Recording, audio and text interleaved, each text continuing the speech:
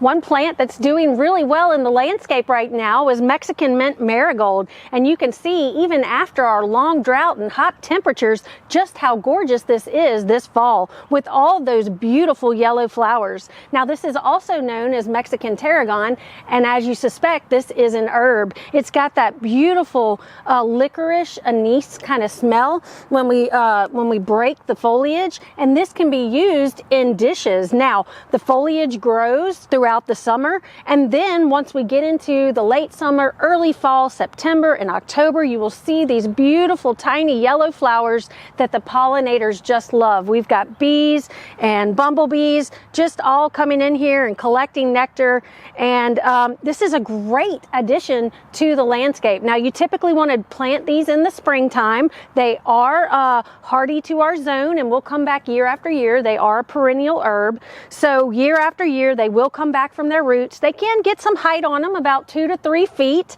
and they do best in full sun. Now, these do prefer well-drained areas, and hence why they did well during the drought of this summer. So Mexican mint tarragon, a wonderful bloomer for the fall and a great addition to your culinary dishes.